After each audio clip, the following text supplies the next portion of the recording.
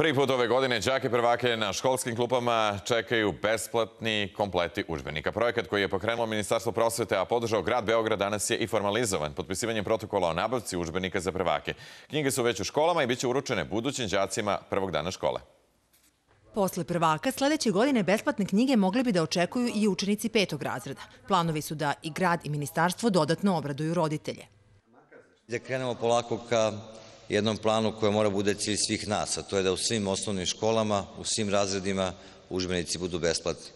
Jako je teško roditeljima da u ovim teškim vremenima odvoje po nekoliko stotina evra da bi opremili svoje dete kad krenu u školu. Mi smo s ovim projektom, verovali ili ne samo postigli da budući prvaci dobiju taj komplet besplatnih udžbenika, nego smo i đačku torbu učinili lakšu, jer smo utvrdili šta je komplet udžbenika za prvi razred.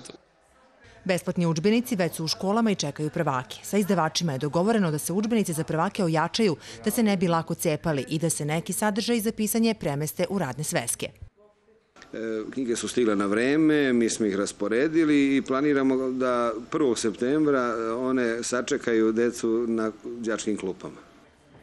Roditelji čija deca nisu prvaci za komplete knjiga moraće da odvoje između 4 i čak 10.000 dinara, zavisno od razreda, ali i od izdavača koji je nastavnik izabrao. Novi udžbenik u proseku košta 450 dinara.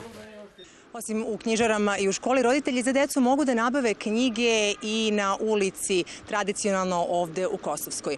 Prodavci polovnih knjiga nisu bili raspoloženi da pričaju za kameru. Međutim, mi smo saznali da su knjige za osnovnu školu jeftinije i do 70% i da koštaju između 150 i 200 dinara, a za srednju između 30 i 50%, odnosno od 200 do 300 dinara. Gužve još nema. Većina roditelja čeka da 1. septembra potvrdi spisak udžbenika. Jer osim za knjige, nekoliko hiljada dinara po detetu treba izdvojiti i za sveske i prateći materijal. Ksenija Kecojević, Fox televizija.